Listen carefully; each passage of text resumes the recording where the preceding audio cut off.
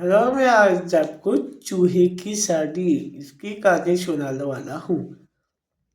तो फिर एक बार शेरराज अपने शेरनी से शादी कर देते। सभी जानवरों को बुला लेते हैं, शेर एक छोटे से चूहे को छोड़कर। इसलिए चूहा बहुत नाराज था।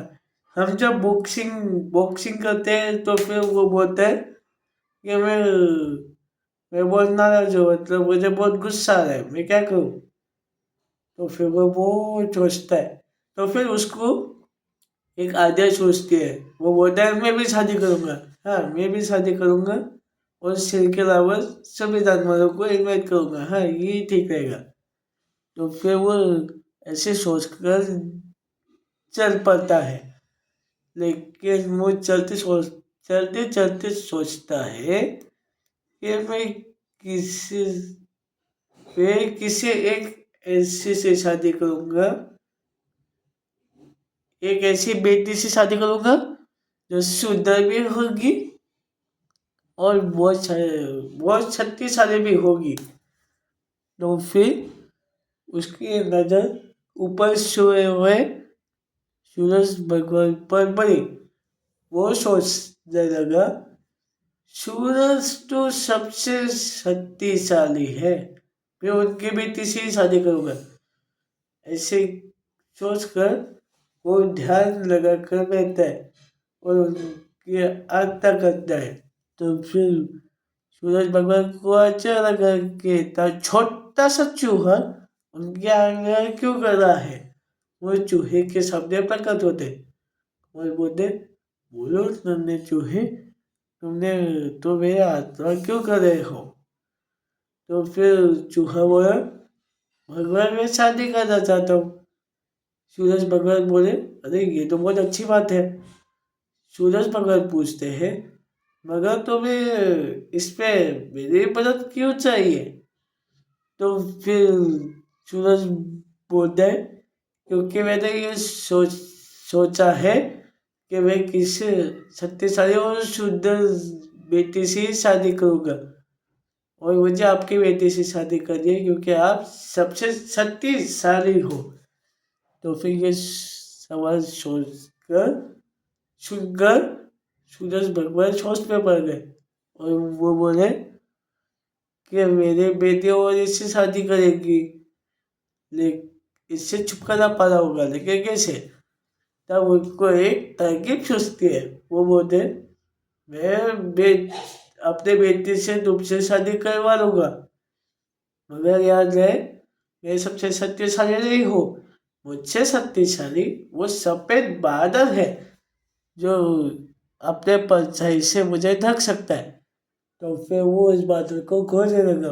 वो बोला, क्या कहा, वो बादल आपसे शक्तिशाली है तो मैं उसके बेटे से ही शादी करूँगा, आप उसे नीचे बुला लो। तो फिर सूरज ने बादल को नीचे बुला लिया।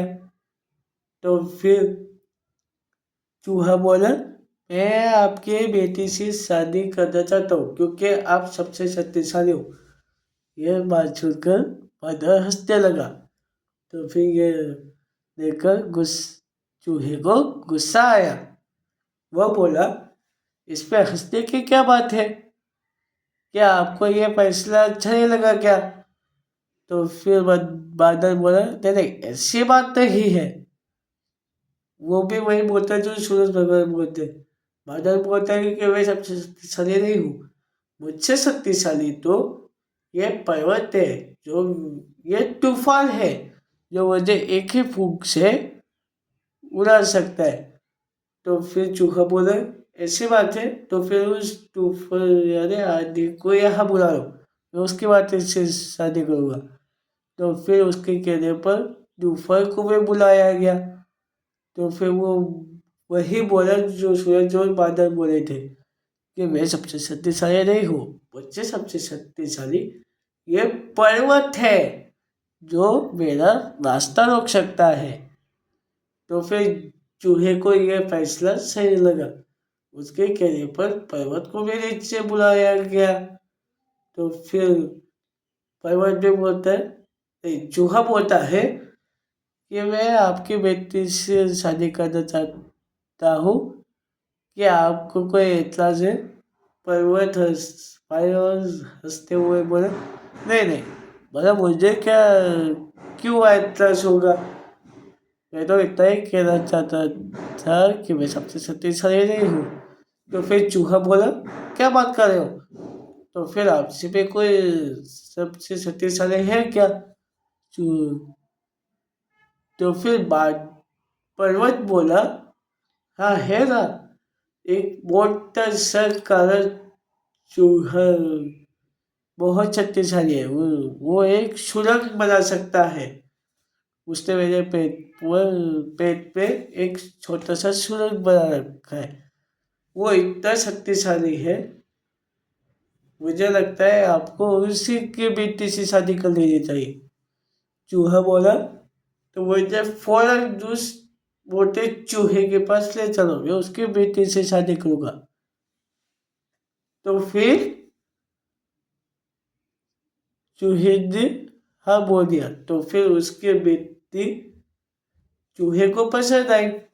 तो फिर इस प्रकार चूहे और चूहे का की शादी हो गई। तो दोस्तों, हमें इससे ये सीख मिलती है कि हर कोई बड़ा कि छोटा नहीं होता है, सबके फैसले अलग अलग होते हैं। उनका फैसला जानना बहुत जरूरी होता है। ऐसी थी चूहे की शादी, इसकी कहानी।